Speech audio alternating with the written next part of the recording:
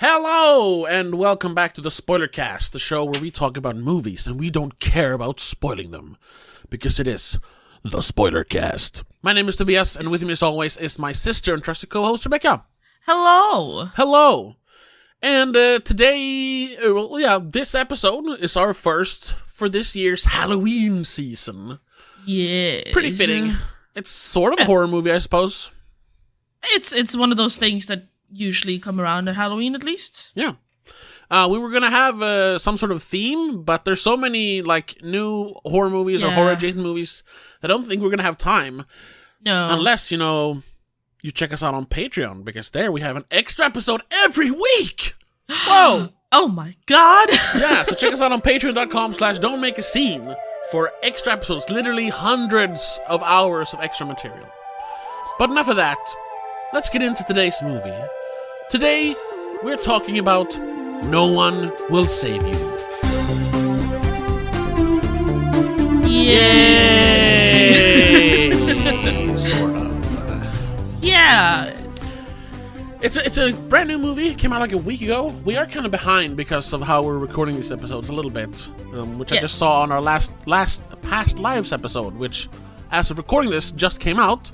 Yes. No one has watched it because the hype died down. Came and gone. Yeah, like you said. Yeah. The hype died down immediately. Nobody cares about that movie anymore. Kind of like what we said. Yep. So we'll see if the same thing happens sometimes. with this. Yeah. Because this was kind of became a little bit of a talkie on Twitter. I saw Guillermo del Toro commenting on it like, "Oh, it's so fun when a creative movie like this comes out," like you see sometimes. Sure. He does that, and it's kind of a stamp of approval because he doesn't really talk about movies that much on Twitter. He doesn't really talk on Twitter that much. Unless he actually likes it, I suppose. Exactly. So it's like, ooh, and people, and it's been coming up here and there on the internet. So I thought, I should check this out. And I saw the trailer, and I was like, ooh, I want to check this out. Because, you've seen the trailer. It's an alien invasion movie, which I wish they didn't give away in the trailer, though. I actually didn't see the trailer. You told me that much. Oh, okay. You just told me, it's an alien invasion movie. Oh, because that's all I know. At first they said it as a home invasion movie, a la, The Strangers or something like that. Oh, yeah. But then, when it's like, that it's given away 5 minutes in. I'm like, oh no, they're aliens. Yeah. So it's a twist on the home invasion movie. Yes. Home invasion genre. And, I'll just ask you, like I usually do, what did you think of No One Will Save You? It was okay. It wasn't fantastic. It was interesting. There's one big thing that is very interesting and one big thing that was very not interesting. Okay. The fact that there's no actual dialogue in the entire movie. Yeah. Was actually, it was kind of fun. I just kept waiting for her to have a conversation with someone, but nope. Yeah. It all gets cut off. Yeah, I mean, literally, I think I remember all the dialogue in the movie. There's a half-assed shit in the beginning. Yeah. You hear on the phone, you hear half of a fucking, and you don't hear anymore. Yeah. You hear pho, you hear. Yep. You-fa, something. Yeah, exactly. You-fa, and she clicks. Yep. Then there's another shit. She says to herself. There's an and then that she just stutters and gets spit in the face. Oh, right. And then there's the I'm sorry mod. And there's also a no in the end. Yeah. That's it. That's about it. That's it for dialogue. Cool. And some gurgling and sighs and sniffles, sure. but they don't count as dialogue. No, exactly. That's a cool thing, cool experiment to do basically a 90-minute silent film, or at least dialogue-free film. Yes, cool. There's lots of sounds. No words. Yeah, really. The lame thing was how bad the aliens looked. Oh, you thought they looked bad? I liked that it was the classic little gray man look. That was fine. The design was fine, but some scenes. They looked so, they were the wrong light, they were the wrong everything, they just looked so weird. Yeah, they were very, very fake. CG, yeah. Yes. Some scenes it kind of worked. Oh yeah, sure. But then there were others where there's just, what the fuck is this? Dude, this is just one of those, it looked like a YouTube film from, early 2000s or something. Yeah. I know I made the reference before in some movie you watched where the CGI was terrible. This wasn't as terrible, but it kind of looked like the aliens from Tales from Genesis Space. Do you remember that? No. Okay. I remember you told me about it, but I still don't remember the aliens. Oh, okay. It's not that bad, but it's similar, it's so very CGI. Yeah. So what did you think? That's basically it. It was fine. That was it. Yeah. I didn't have much of an... No? Go on. What did you think? Well, I'll elaborate later. Yes. I thought it was fucking awful. I more or less hated it. Why? Okay, why?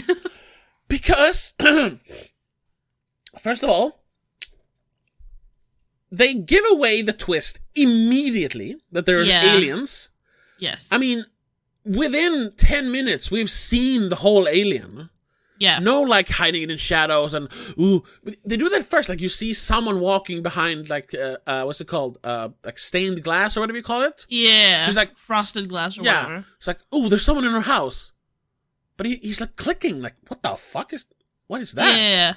But then, 1 minute later, you just see the alien. And you see the little, the tentacle feet. And you're so it's aliens. Yeah. Even though I knew it was aliens, that's the movie, That's too soon. Make it a moment, but it never was. Exactly. No. So they ruined that. The aliens, what were their plan? Not sure. To infect people? I was wondering if the actual bad aliens are the little parasite things, because the little gray ones kind of look different. Some had long arms, some had tentacle feet. There was different sizes. They were at least 4 or 5 different versions of the same gray men. So I was wondering, are these just accumulated victims of that parasite alien? And it goes around like a plague? Sort of like the aliens in Independence Day, that they just consume planets? I don't know. It doesn't really matter, because we don't find out anything about them. No. And then the worst part is that somehow this alien invasion is supposed to make our main character, Bryn, played by Caitlyn Dever, confront a traumatic past, which has made her kind of a loner and an exile in her community. Yeah. And we never actually... We find out what happened. But I don't understand how an entire town could hate a child so much that 11 years later, they spit in her face. And still won't talk to her. Yeah. She still has to hide from everyone. Listen, we're already into spoilers. I'm sorry, but I have to talk about this. Yeah, because there's not much else Nothing else happens in the movie. She runs away from the aliens. It's the same scene over and over again. Yeah. And we see that the little parasite aliens are taking over humans for some reason. Yeah. We don't know why. So, the big thing in the movie that everyone's oh my god, it's so wonderful. It's a movie about trauma. I hate movies. I'm so tired of movies about trauma. It's actually a metaphor for trauma. After Midsommar, I was done with that. This was cool. No more. Exactly. But no, I mean, unless you do it as well as Midsommar, I suppose. But of course. So far, nothing has done it that well, really. Every elevated movie now has to be about trauma. Ooh, it's this thing, but it's actually about trauma. No! Enough. If you're not going to do it well. Because this movie felt like it was about her, coming to terms with her own failure, I suppose, in the back. But she doesn't. Back in time. But no, I don't think she does. No, she doesn't. I'm not sure what the ending actually is. That too, we're going to talk about the ending. Yeah. But I just want to get to the ending. So she is, I'm guessing she's 26 something, 25-ish? Yeah.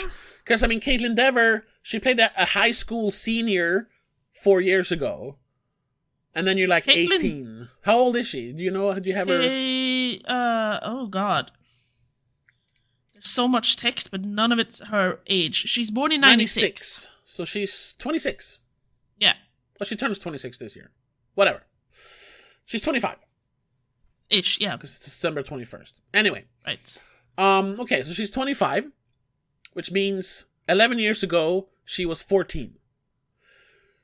She was a 14-year-old child who, accidentally killed her best friend in a fit of rage. They were arguing in the woods. Her friend pushed her down. She got angry, picked up a rock, and smacked her in the head. Yeah, that's a terrible thing to do. But she was a child. It was an accident. It technically was an accident. Yeah. It wasn't premeditated. Exactly. She just got angry and grabbed a rock. Yeah, it's a reaction. I've done the same thing, although I didn't smack them in the head with it. I just threw it at them. You know, it's the same thing. Yeah. I chased you with a golf club once at a mini golf right. course. You know, you do dumb things when you're angry. Yes, especially when you're a kid. Especially when you're that young. Yeah, exactly. And I buy that she's struggling with it and kind of maybe a little bit self-imposed exile. But the fact that everyone she talks to actively, like, hates her or talks to, she looks at, like, the guy I'm guessing she's interested in. Oh, she has a crush on him, and he's like, no. He's just looking at her like, what the fuck? Yeah. And then the mailman who, just throws her packages. And obviously, someone had smashed her mailbox because there's a dent in it. Probably him. She gets the prank calls or the hate calls, I suppose. You that she just ignores. That thing, yeah. Mm-hmm. And when she goes to the police station to report the fucking alien she murdered, it turns out her best friend was the daughter of the sheriff and his wife. His wife is in the station. Yeah. And she runs into them immediately when she opens the door. They're just standing there like, And the mother spits in her face. Like, full-on hawks a loogie at her. Yeah. And what the fuck? And no one reacts don't know what either. She did. Yeah. Everyone just kind of like, looks at her. Yeah, it's like it's, your own fault, kind of. Yeah. And then... I understand, of course you would be angry, but it's been 11 years. It was a child, a mistake. Why haven't they talked about this since then? Or at least, I mean, I can understand ignoring and not wanting to talk to her, but spitting in her face and, like, literally, she's an excommunicado. What's it called? She's, like, exiled. Yes, excommunicated. Yeah, they're like, you are not allowed to be in the city center. If we see you, we will attack you, more or less. We will, That's way too far. I can understand that, like, the close family to her best friend will probably not want to talk to her for several years. Yeah, sure. Forever. Fine. But the police chief, or at least a policeman or of any rank, is gonna have to talk to her if she comes in with an issue. Exactly. He can obviously go, perhaps, you know what, my colleague can take this. I'm not really comfortable. Yeah. Especially if she goes in and says, well, I accidentally killed someone again. Yeah, like, oh, what a surprise, bitch. Yeah, that might be a little bit sensitive, so sure, someone else can take that. Doesn't have to be him. No. But someone needs to take it. Like, you can't just ignore her. Obviously, she needed help. Yeah. So that felt so unrealistic. And I don't care, like, it's a metaphor that she is... she has to deal with this herself. Like, no one will save you. Yeah. But there needs to be... First of all, though, since we don't know why, I assumed it had to do with her mother, because her mother's dead. Her mother's dead, too. She died, like, a few years ago. Yeah. Yeah. So I was like, okay, maybe it's fresh. Maybe it's something her mother did just before she died. Maybe she died in an accident where she killed someone else or whatever. Yeah. But no, it has nothing to do with the mother, apparently. No, she just died. So she's left all alone. That was just, so she's alone. And the worst part is, okay, so maybe it's not this most super realistic thing, but, they wanted her to be alone, so she has to deal with this by herself. Yeah, fine. Could we at least then get some sort of, like, exploration of what actually happened? We get towards earlier. The end. Yeah, because literally the last scene in the movie, the aliens do some sort of mind meld with her, and they see her past, where we see, like, these silent slow motion scenes where she's like frozen in time, even. Yeah, where she's arguing with Maud, like, and Maud pushes her and she smacks her in the head. And we see her dad's like, outside the police station or something. I don't know. I think it's outside their house. Maybe outside their house. Yeah, it's like, oh, okay, but what actually happened? We don't know. We don't know what they argued about that was so hurtful that she would react that way. Yeah. Because, I mean, a normal argument over, like, who gets to play with what doll or whatever doesn't end up with someone smacking the other one's head in with a rock. Yeah. It's this had to have been, like, a big argument, even for 12-year-olds. And it's such a fucking shortcut, it's such a cheat code to like, ooh, have it be, you know, dramatic and traumatic. That but I'm working through my trauma. Like, but why are you working through your trauma now? Yeah. What about this situation is forcing you to work through your trauma? Well, the aliens literally making you remember it. Like, but why are they? She doing obviously that? remembers it every day though, because she wrote a letter before the alien came. Yeah, and she after writes she letters into to Maud, her friend. Yeah. Yeah, because she goes into the city to mail a dress, because she makes dresses from her basement for some reason. Yeah, she's some sort of, I'm guessing, like, maybe Etsy. not influencer, Etsy, she's an online designer, whatever, yeah. Because she sells things outside of the city she lives in, so obviously. Yeah. So she has to mail stuff, and oh my god, hey, hi Maud, it's been a long time, I saw your parents today. Yeah. That's all we get to see from the letter. Yeah. Until later on in the movie where we see that she fills her entire old bedroom with letters and stuff. And it's like slowly building up to, oh, she's not been able to get over the fact that she killed her friend. She's been writing letters and hanging them up here because she's still dealing with...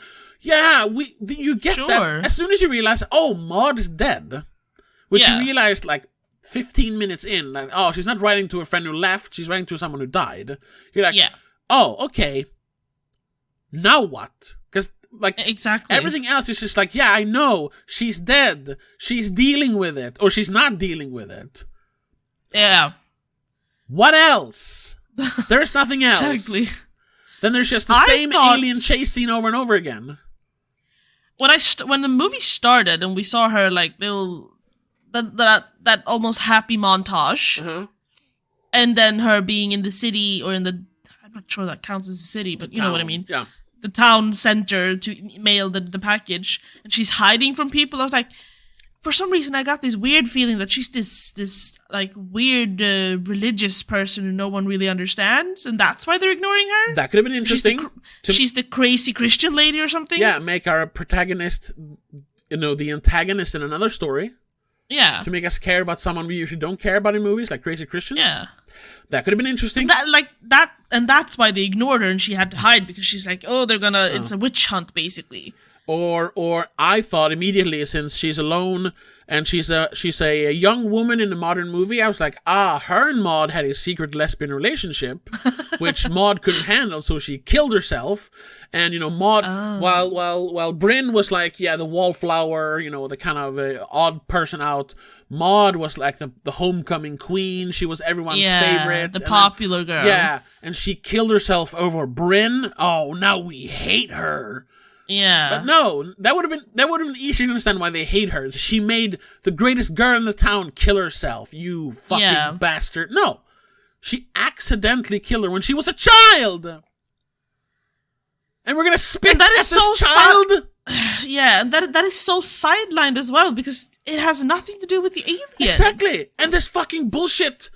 I read it's on Disney Plus here in Sweden. If you read the blurb, it's like, oh, she has to confront her past to save her future. No. And how does she save her future? Because then let's talk about the end. The end? What the fuck happens in the end? Either she's delusional, or the aliens have, like, colonized, and she's allowed to be normal.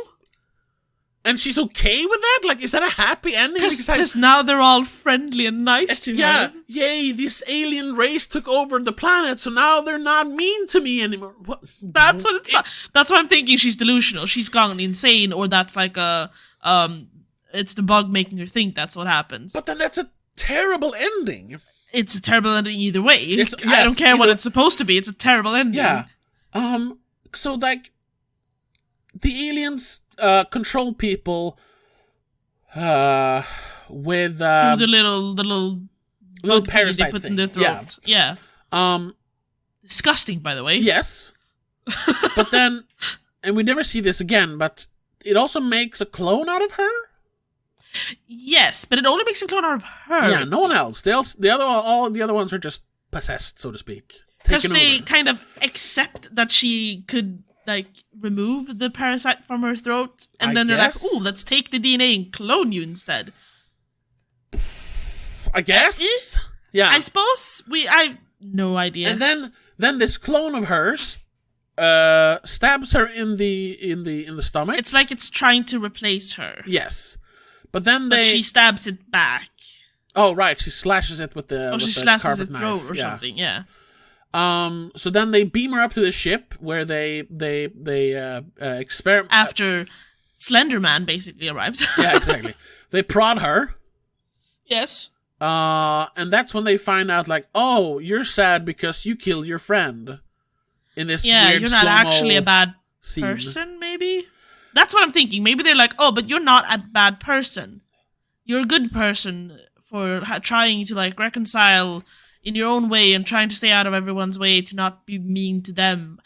That's what I was... You're putting a lot of words into their mouths, sir. Yeah, I know, but that's where my Christian thing got back into it. It's like, maybe it's a Christian thing. Maybe they're Jesus. So they're like, when you think of like aliens coming down here to, abduct people and experiment on them, you usually think of them as like cold and calculating, logic. Yeah. But here they're like, oh no, we're gonna let you be then because you're sad. She's the only sad person in the world. Like. Yeah, because no one else has had that kind of drama. Least. Yeah. But come on, and then they take over the rest, and she's fine with being left in the town without, or the other. Which is why I'm not sure if it's actually like she's being back in real life, or if they just made her think that she is, and she's they throw her on the still on the ship. She's lying there holding her bleeding stomach, and then she sees multicolored lights, and she goes, and then it's the next back day on or tarmac. Whatever. Yeah, she's putting on lipstick. She has a hippie shirt on. She rides her bike to a place, and everyone's happy and waving to her, to the neighbors. Yeah, but we see they have the parasites in their throats, and then there's a dance party. And everyone who's infected. That's the thing. Everyone who was infected is there. They're like living in a commune at her neighbor's house. The guy who she fancies. Yeah. And then I don't remember how, but all of a sudden she's in another dress, and they're having a like dance party, cook-off, whatever, with her barbecue favorite evening. song, which we hear several times in the movie. Yeah. And then she now can dance too, because she couldn't do that in the beginning. Yeah, and then when the movie ends with a bunch of UFOs in the sky. That's it. Yeah. So like, are they still there just controlling everything, or I don't get what they were trying to say with either the alien stuff or her trauma. Yeah. Did she get over the trauma by this? I don't. Is she in my fine opinion, no. all of a sudden? Like, why? Because we never see her like accept that. Like, yes, what I did was bad, but it was an accident. And no, she's just trying to stop herself in the memory, which makes it even worse. Yeah. And they're like, oh, and throw her out of the ship. That's it. Yeah. And the eye in the sky kind of pulsates, and then she's gone, or she's falling, or whatever. I don't know. I don't know what this movie is or was trying to be or whatever. I honestly don't really care. It was an interesting concept, the fact that she's not speaking. Yes. And aliens are always fun. But the fact that people are like, oh, it's so interesting, it's so different. First of all, it's not different. No. This is science. No. This is basically just science. Because science is also a movie about an alien invasion, but it's actually about dealing with past trauma. Yeah. But that movie does it a million times better. When did you last see Signs? Oh, this morning. Oh, okay, you did. Oh, good. Yes. Because I think I didn't have time yet, but I rewatched it not long ago. It's a movie I come back to from time to time. That movie, it's a grower. I mean, because I remember when I first saw it back in 2004, I was too young to really get it, but like I was like, sure. this isn't that good. But then the more you watch it, that movie's a fucking masterpiece of storytelling. Yeah. Like there it makes sense. Like there's a correlation between the alien invasion and the trauma that specifically Mel Gibson's character is going through, but really his whole family. Yes. But I mean they they focus on him and his fall from he's faith. Old enough to have like like you said, the complex emotions. Yeah. The kids are just missing their mom, obviously. Yes. And sure, that movie uses dialogue to explain that, but guess what? A movie needs dialogue sometimes. Yes. Because there was not a lot of visual storytelling in this. There is the one where... No one will save you, no. Yeah. The aliens looking at all the letters she sent, but that doesn't really tell us anything new. We already knew that, she's still not... mourning or missing her friend. Yeah, so she's writing her, letters that she doesn't send. Exactly. And the other visual thing is they literally show us her memories of killing her friend. Yeah. That's not visual storytelling. That is basically exposition. Yeah. That's showing, not telling. Yeah. And it doesn't go anywhere. Nope. I will give the some of the fights with the aliens were kind of fun. Sure. How the aliens were designed was interesting enough, with the long arms and the weird dancing, doing shit to get the beams to work. That was kind of fun. That was cool. Yeah. Yeah. That's why I'm giving it I'm not giving it the lowest score ever, because it was a cool concept with the no dialogue thing. The aliens were interesting enough, visually. Yes. Not contextually, because they were no context with them. We don't know what they want. No. No one even tries to assume it in the movie, which we do have in Signs, where people start talking about, but this is what Alien does, they will do this and this and this. Yeah. We don't even have that because no one's talking and no one will save you. Yeah. So we have to assume things. We can't just live off of what they are assuming and what the movie then will try to assume for you. Yeah, and it's not the movie's telling us through story. No, we have to assume things. Yes. The movie doesn't say anything. Most of it. Yeah. Literally. Yeah. I guess it's like a fan theorist's wet dream, because you can literally make up anything about this movie, and you won't be wrong because there's nothing in the movie. No one can correct you. Yeah. Because no one speaks. Would you then believe me when I say that this... First of all, the Metascore is 60, which is appropriate, I suppose. Sure, yeah. I wouldn't... Could have been 50. Yeah. But it actually has some really high scoring reviews. Collider, which I can't really trust Collider. They're geek culture nerd bullshit.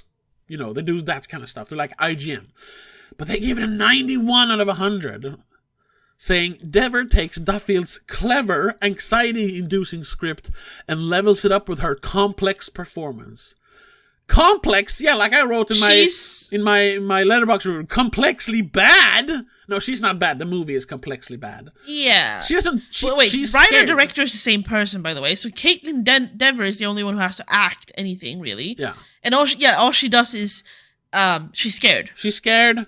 I mean, she's not bad. Or happy. She's not bad at all. Moments. No, she's fine. I'm not a big fan of her, but every time I watch her, I appreciate her more as an actress.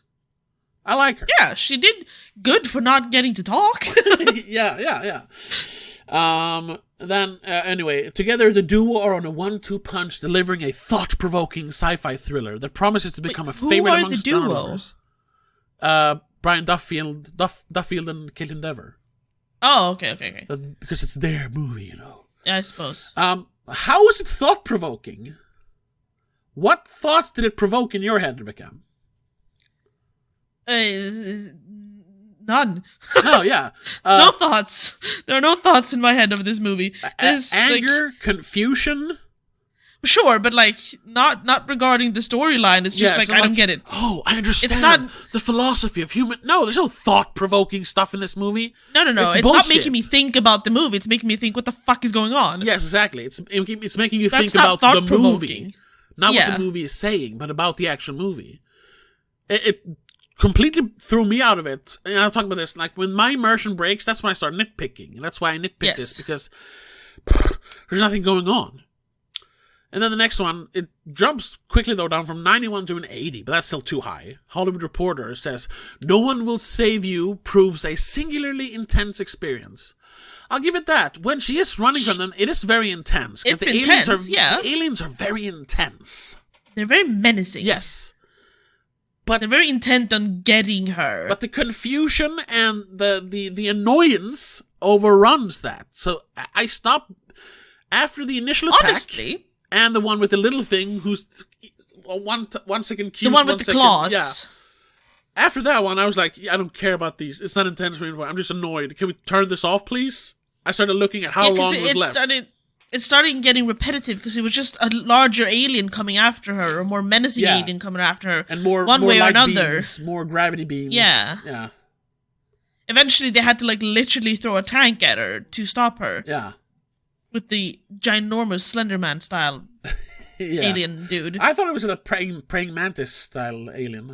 Maybe. I don't know why, but the woods and the long arms made me think of Slenderman. Sure. Yeah. There's not even trivia, but I have to mention there's one trivia that is it's not helpful, but it's interesting enough. Apparently, about 3 days after the film was released on Hulu, Stephen King gave it praise on his Twitter account. He commented, "No will save you, brilliant, daring, involving, scary. You have to go back over 60 years to a Twilight Zone episode called The Invaders to find anything remotely like it. Truly unique." But it's not, though. It's just science. It's not really unique. Yeah, it's science without dialogue and less characters. Yeah, and less complex characters. It's kind of like Bo when she grows up and the aliens come back. Yeah. I was also, and obviously, there's nothing unique about an alien invasion movie. Like we talked, we were going to do, I guess we're still going to do, for our Patreon exclusive episode, companion piece to this, check us out, patreon.com/nomakescene. We're going to talk about, I guess, 2 movies. Yeah, we said Alien Invasion and The Vast of Night. The Vast of Night, that one. Now, if you want to watch a unique alien invasion movie, check out The Vast of Night. That's a movie that almost up until the very end of the movie, now I guess it is kind of spoiled for you, but you're not sure if there's actual aliens in the movie. That's how it should be. Yes. Aliens are supposed to be this mystery that we don't know anything about. In this one, they're just creatures. And the 2 characters that the movie revolves around, the radio DJ and the switchboard operator, their personal stories are reflected in the mystery surrounding the signal that they find. Because that's how they both get into this mystery. They both hear a signal. Obviously. That's how you tie together, not past trauma, but, the character development with the plot of an alien invasion. That is an amazing movie that more people should have talked about back when it came out and should be talking about still. And the other one... Which is why we will be talking about exactly. And the other one is just a fun, actually straight pretty good, found footage, straight up alien invasion horror movie. Yeah. But it's actually because it's not one of those cheapo found footage movies where you don't see anything. I mean, spoilers for that one. We literally get to go on the spaceship. Yes. Nice. It's not a good movie, but it is fun. I'll give you that. Sure. I'm excited to watch both of them now. So and that's something again, if you want to know what we think of it, exactly. Patreon.com, so don't make scene. A movie doesn't have to be good to be fun. No, God. So no. I would have loved this movie if it would have just been a fun alien invasion story, but it isn't even that. Literally, if they just cut the trauma shit, it would have been way better. It would have been better because it wouldn't have been as confusing, and maybe they could have focused on actually telling us what the fuck is going on. Sometimes you could have spent some more time on the aliens, on her trying to figure out more about them, or spying on them or whatever. Yeah. Seeing where they come from, spying at the infected people and seeing what happens with them more. Yeah, exactly. They're trying to signal down a ship at one point, but then they stop because she stupidly shows herself to them. Yeah. I have to say though, since I rewatched Signs this morning, yes, it's showing some age with the alien and the end CGI is terrible, but that's also literally a minute of the movie. Yeah, the rest of the movie it's practical effects or it's covered in shadows. Yeah. Just terrible camera quality. Yes. With the one from was it Brazil, I think? If you want to talk about a scary scene, I mean, I've seen it so many times that it's not scary anymore, but I remember the first time you saw that scene, everyone who saw that, that I talked to, my friends at school or whatever, we all had the reaction Joaquin Phoenix has. It's like a, oh my god moment. Like hiding behind stuff and then wait, I have to watch it again. Did I actually see what I saw? And I don't know why, because it's just an alien walking past. It's because you're not sure that they are aliens. Because it's just like, oh, there's the... Everyone's saying it's crop aliens, circles, but crop circles, like in real life, they were a big hoax. So of course you're thinking it's a hoax in the movie. And everyone's like disregarding it, and then it's just like, but all the signs in the movie, signs is like a triple meaning in that title has a triple meaning. Yes, I love it. It's actually also, clever. Back in 2002, we didn't have too many alien movies by then, did we? Like these kinds of alien movies where they're invading Earth. No. It's War of the Worlds, which was 2006. I mean, the book or the radio show. Yeah. Like we had that story, and then 1996 we had Independence Day. Yeah, I mean there was a bunch of alien invasion movies in the 50s. Yeah, but not B movies. No one watched them. I do. Of course you do. Yeah. You're weird. Yeah. You're tinfoil in that sense. Yeah. No, but it was very unique when it came out. Yes. And it was... So when that scene then shows, because we didn't have aliens that way, we haven't caught them on camera before, of course it was scary. And it's also the way, because, I mean... And the build-up to it with the leg in the crops and the fingers that he cuts off. Too, yeah, Jesus Christ. The leg when he's just... and you barely see it. And it's not like a... And I actually, because I think I blinked and missed it, so I had to like rewind a few seconds. It took me years before I what did he see? Yeah, what did he actually see? But the best part about that is, there is no like... no, it's just silence. It's just a... and his... that's it. Exactly, it's him being the God. reaction, I'm gonna watch the music. Signs now. That movie's so good. Fuck. And then again, we have accurate or a proper representation and discussion regarding the trauma. Yeah. We even have the children. We even have the like late in the movie flashback. Yeah, we have it twice technically. Yeah. But then that flashback makes sense because the first time we see it, it's a sad thing. He remembers. It's just a memory of him. It's just a memory of his wife dying in front of him. And like that's when he stopped believing. Like there are no miracles. There is no God. Like he saw the way he explains it to his brother, right? Yes, exactly. His younger brother. He watched his wife, like her life, just leave her body. Waste. Yeah, like there is no God. There's no point to it. Why would God do that? There was no point to that. Yeah, like it was just a guy who fell asleep, and not even like, he wasn't drunk. He just fell asleep, and he was a doctor because he had been working too late that night. Yeah, it was just happenstance. There's no destiny, no fate. But the second time, the things she says about look when he remembers the words, look up, swing away. Those are just synapses in her head. But in that moment, it makes sense. It's a sign. He sees it as a sign since he is a believer in God. Yeah. And the fact that his son is about to die because they forgot his asthma inhaler. So he almost dies down in the basement. But when the alien then grabs him and tries to poison him, his airways because he can't breathe. It's a miracle! He's not going to get poisoned. Yeah. Also, the signs, I think, because they talk about how he mentions when they're boarding up the house something about what the mother said when each of the children were born. Yeah. And their special abilities, she had a dream about, what was the boy's name? I don't remember. I just remember Bo. Morgan. Right. She had a dream about Morgan, and the dream kind of came true, sort of. Like, you exactly like in my dream. Yeah. Bo has the same thing. She has these feelings about stuff. Yeah. About how Morgan is about to die, about how the water is weird because, the aliens don't like the water. Yeah. And that's why there's water glasses everywhere. Because she's having these signs that there's something with the water. Yeah, but it's also at first you just see it as it's obviously like trauma. It's trauma. Like she needs to constantly have fresh water.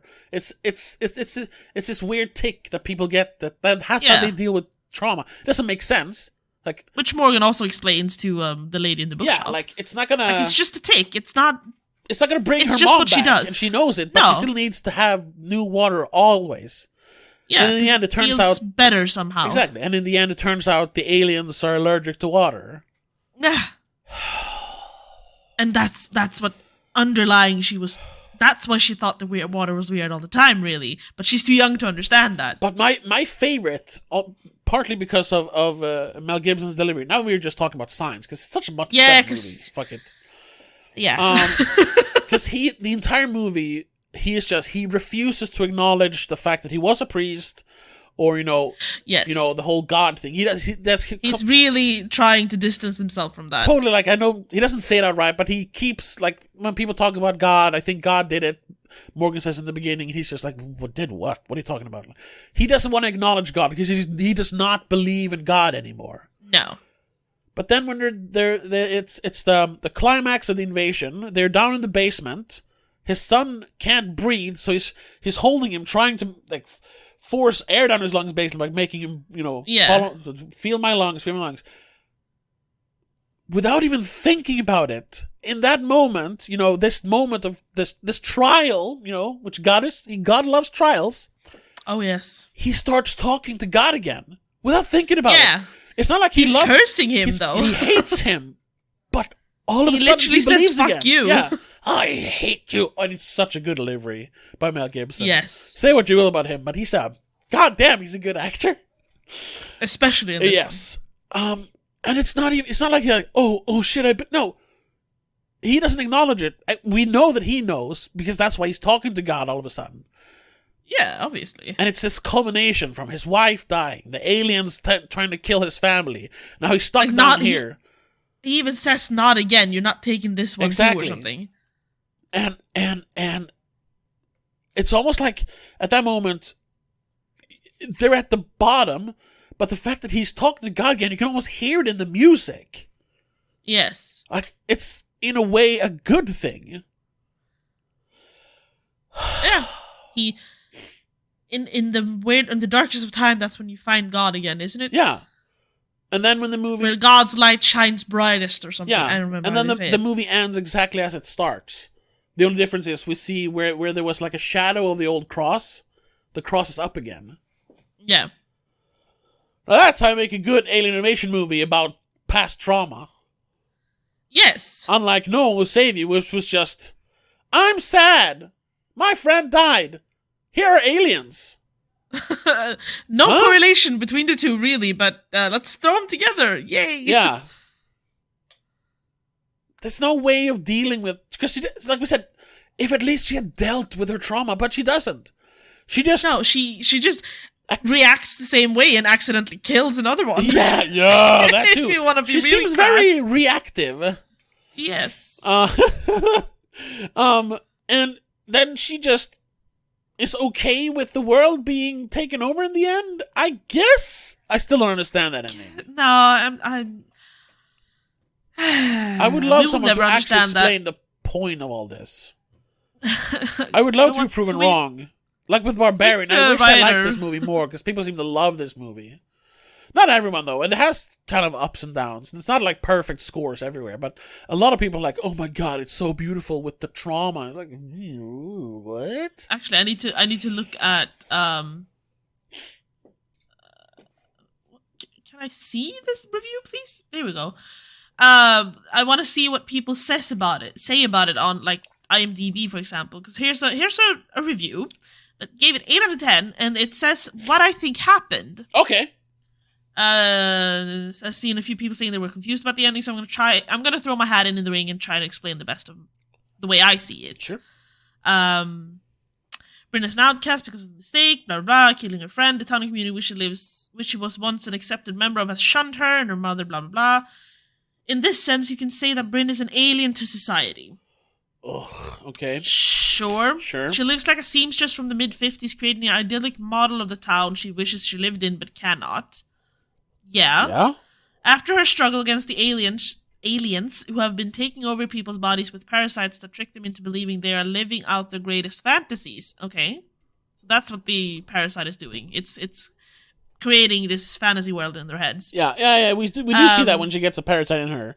All of a sudden, she's back. Her mother's there. Maud is there. Yeah. But what's the aliens finally abduct Bryn and experience her life and memories themselves, and they delegate that they do not need to trick her into thinking she's getting what she wants like everybody else, because what she wants is for everybody in town to like her and forget about her past, which, once the aliens have taken over, they can do. So they leave her as is. Okay. Yes, that's what we said as well. Yeah, and that doesn't explain how or why. No, exactly. That works on a thematic level, I suppose, that they're like, oh, she just wants to be happy, and... Well, yeah, obviously. Accept it again. Yeah, but why? But then the internal logic is, why are the aliens invading? What is the purpose of taking over the humans? We don't care, apparently. Yeah, exactly. Like, it doesn't make sense in the movie. It barely makes sense as a theme. Because why would they care about her feelings? The classic thing, when like the most classic of these kind of stories is Invasion of the Body Snatchers. Where, the pod people are like the aliens infect people, make like vegetable clones of them, pod people. Yes. And they create, I don't remember which version it is, but it's basically like, I know Quentin Tarantino's argued like that movie, the pod people are actually like an improvement. Because I haven't seen the movie, but I've read the book. Okay. I've seen several versions of it. I don't remember which one he's referencing, but the fact that all the pod people are all like in a union, like they stop fighting. Yes. There's no crime. Exactly. Like it's a removal of the person, sure, and they all become like one. It's removing id, yes, or whatever. And I think he's talking about like the 50s version. And then it's supposed to be a communism scare, like, everyone is one people. But if you look at it from a modern perspective, but that world is a better place. Obviously. No death, no disease, no crime. The only death that comes is the natural one that should be, and that's fine. Yeah. I am actually not sure if that happens, to be fair. So...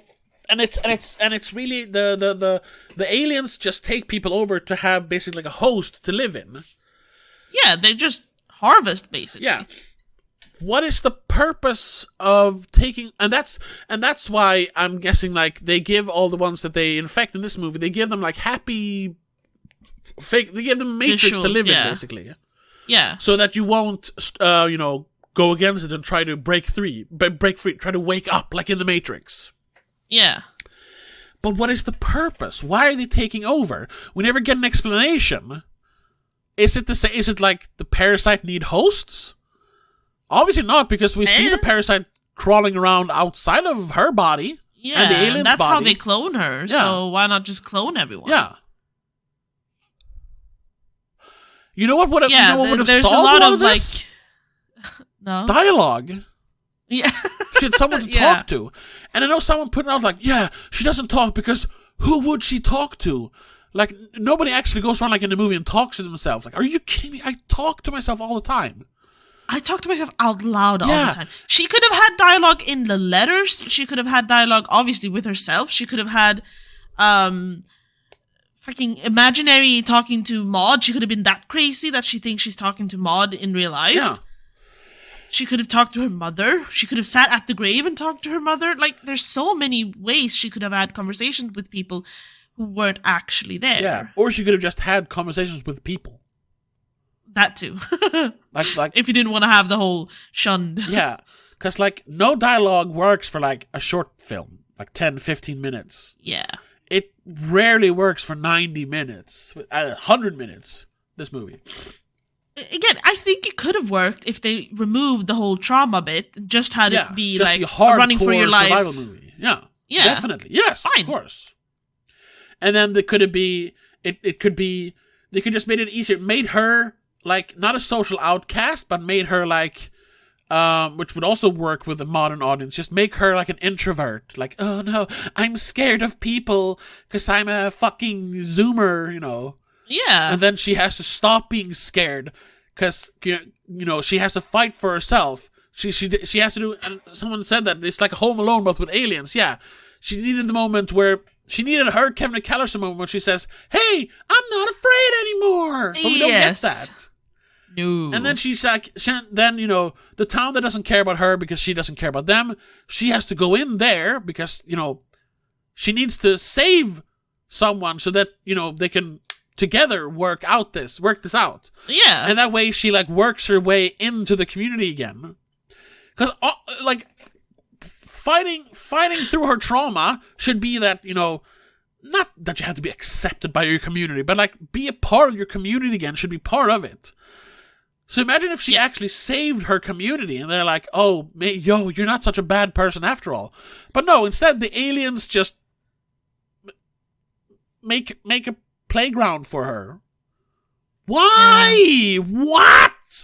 We're not the only ones, though. I found like 10 different reviews here. We're just giving like a middling score and going like, yeah, it was cool, but what the fuck was the ending? Yeah. Someone has mentioned that apparently the sounds that the aliens make when walking around is ripped from Aliens, the movie. Oh. I didn't recognize it that well, but maybe. Me neither. Someone gave it 2. Take Invasion of the Body Snatchers, yes. Remove any sense and reduce your IQ to roughly 50, and then you'll like it. Yeah, sure. I agree. Yeah. It's, no, a lot of them are just going like, why? Yeah, what's the point? What? What's the point? What is going on here, and why do we care? Yeah, and it doesn't even if it doesn't make sense. Yeah, exactly. Why should we care? Why should we care? They're not even making the character someone we care about. No. Because we don't know why she's shunned. Maybe she deserves it. Exactly. Until the end where we realize, oh, it was a mistake. But that's in the Even end. still, then you're like, yeah, it's too late now, and everyone else is probably dead. And also, or infected, so who... Like, since we don't know... We understand that they were friends. That's about it. Yeah. Why should we care about her trauma? It's all this... It's almost like... Duffield, the writer, he's like, well... I don't have to explain because as long as I say trauma, people have to accept it. Yeah. If they don't, oh, they're unemotional pricks. Like it's almost like yeah. He takes the audience hostage. Like you have to care. See, the thing, like you said, I don't have to explain myself. You have to care. We don't know what the argument was. Maybe her reaction was so over the top that she doesn't deserve to be redeemed. We don't know. Or forgiven. Maybe it was a very unrealistic reaction to it, and she's just a terrible person who can't control her emotions. Yeah, maybe Bryn was the one who made Maud angry, like, Maud, you're a fucking cunt. Like, you know. Yeah, and Maud just protected herself, and Bryn got even madder. We don't know, because they don't give us anything. Because they don't even have dialogue in that. All they do is show us they had a fight. Like, an argument, even. Yeah, that's it. Like any 12 to 14-year-old girl will have with her best friend all the time. Yeah. Rarely end up with smacking someone's head in, but still. that has happened as well in other cases. We know the girls with the Slender Man thing. Yeah. They ended up stabbing their friend. Yeah. But sure. But at least crazy, we know why. Yeah. They were insane, and indoctrinated. But they also explained why, because they had to give Slenderman a sacrifice. In their head, there was a perfectly reasonable explanation. Yes. In this one, we don't even get a perfectly crazy explanation. We don't get any explanation. No. Fuck you. Fuck you. Care about this character. Like I said, you're an emotional hostage because she has trauma, so we have to care about her. No. Why? No. It also the way it starts, it feels like such a self-imposed exile that she's so happy being alone that we should almost like there's no problem here. She's like, oh, I don't have to deal with them anymore. I'm past that. I'm fine out here by myself. But then she isn't. Yeah. So what is it? Well, I give up. Yeah, me too. This movie, it's I'm lowering my score a little bit. What did solid 2. I had a 2.5. Okay. I give it a solid 2. Still like the aliens were cool. The whole running from the aliens was fun, and the fact that they didn't talk was kind of interesting. But yeah. So I need to like recut this movie and cut out all the trauma shit, and it's fine. Yeah. It has two... Then it's like 40 minutes long. Exactly. I think that's part of it too. Yes. I think Duffield had a good idea, and then it's like, shit, I don't know how to pad it to 90 minutes. Trauma. Everyone likes trauma. It'll make people react. But there are two like bad reviews, 38 and 33. One is from RogerEbert.com, but of course written by Pin Robinson. Yeah. It says, the opening moments of the first act are rendered as the film's best. I agree. The first alien is the most exciting scene in the movie. Yeah. As No One Will Save You continues to fall apart due to a frustrating lack of narrative context. Exactly. Yes. We have no idea what's going on, so we don't care. Yeah. This is where, that boring, film school formulaic way of writing comes in. Like, sometimes you need that. You can experiment on your own time, bro. All movies have that to a certain extent. Yes. They have to have...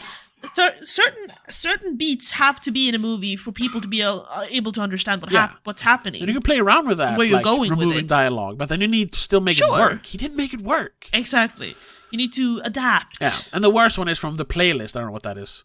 No One Will Save You is a very bizarrely, unremarkably, abnormally lifeless movie. That's a little harsh, maybe. But That's a little bit harsh, yeah. Kind of agree. I get what you're trying to say. Seemingly starting right out of the gate in the second act and then trying to reverse engineer the audience's sympathy, yes, and everything else for the unknowable protagonist. Yes, exactly. Yes. We have no reason to care for this character.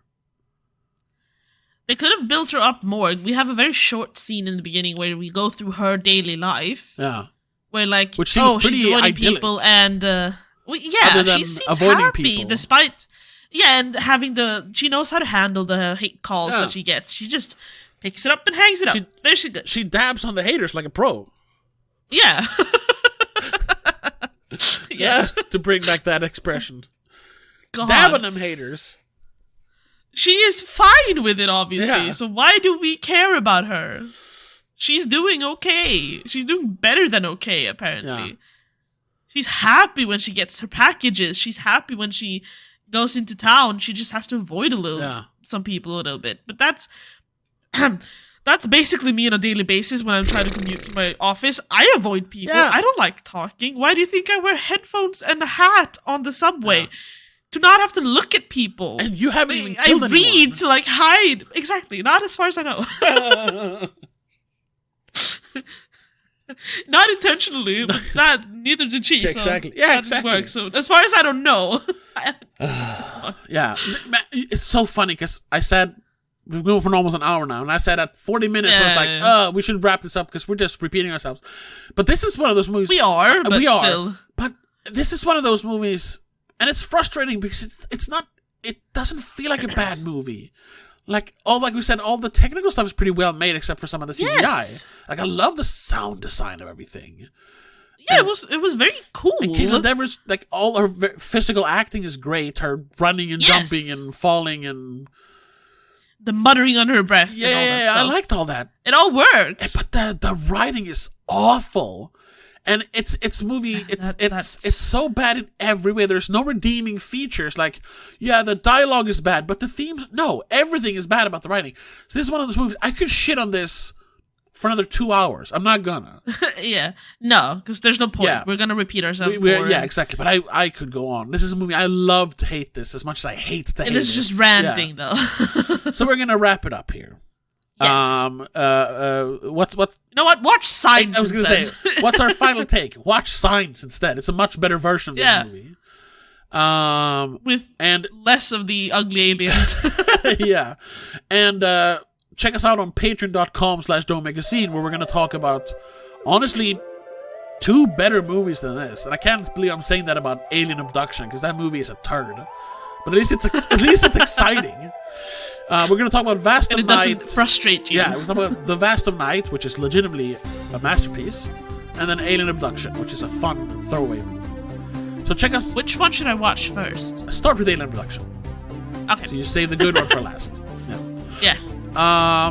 But that's it. That's So it. until next week, when I don't know what we're gonna do because I'm not sure when this is coming out. I don't remember. Whatever. We'll check it out next week and you'll find out. and until then, have a good one. Bye. Bye. The Spoilercast is part of Please Don't Make a Scene. It's produced and directed by Tobias Vedén and hosted by Tobias and Rebecca Vedén. Executive producer is Annika Vedén. I also want to give a huge shout out to all our patrons over on patreon.com/don'tmakeascene. Daniel Geiso, Christopher Billén, Laura Kinney, Mom, Dad, and CK85.